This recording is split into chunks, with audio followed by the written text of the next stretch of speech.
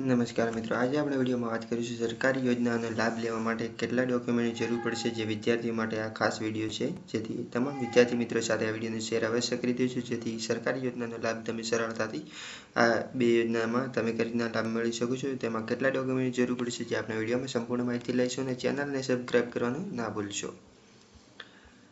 સૌપ્રથમ વાત કરીએ નોન ક્રિમિલિયર સર્ટિફિકેટ માટે, જે ઘણા બધા વિદ્યાર્થીઓને દર વર્ષે અથવા તો 3 વર્ષે તમે કઢાવ્યો છો, જેના માટે શું ડોક્યુમેન્ટ જરૂર પડશે। નોન ક્રિમિલિયરમાં ફોર્મ અને ફોટો, રેશન કાર્ડ, જાતિનું પ્રમાણપત્ર અને જાતિનો દાખલો, આવકનું પ્રમાણપત્ર અને એલસીની ઝેરોક્ષ તમારે નોન ક્રિમિલિયર પ્રમાણપત્ર ડોક્યુમેન્ટ માટે અવશ્ય તમારે આપવાના રહેશે। તમે અહીં જોઈ શકો છો 5 થી 6 ડોક્યુમેન્ટો તમારે અવશ્ય તેની સાથે આપવાના રહેશે। આવકના દાખલા માટે શું તમારે ડોક્યુમેન્ટની જરૂર પડશે, તો ચૂંટણી કાર્ડ, આધાર કાર્ડ, એલસી, તલાટી આવકનો પુરાવો, આવક એફિડેવિટ અને સોગંદનામું સહિત તમારે ડોક્યુમેન્ટો આપવાના રહેશે। એટલે કે આવકના દાખલા માટે તમારે આ 4 થી 5 ડોક્યુમેન્ટો તમારે અવશ્ય આપવાના રહેશે અને ફરજિયાત તમે આ વિડીયોને સેવ કરી રાખજો, જેથી તમને કોઈ પણ જગ્યાએ ઉપયોગી થઈ શકશે અને તમારા મિત્રો સાથે વિડીયોને શેર અવશ્ય કરી દેજો, જેથી તેમને પણ કોઈ પણ મદદરૂપ બની શકે। તો બસ મિત્રો, આ વિડીયોમાં આટલું જ, ધન્યવાદ।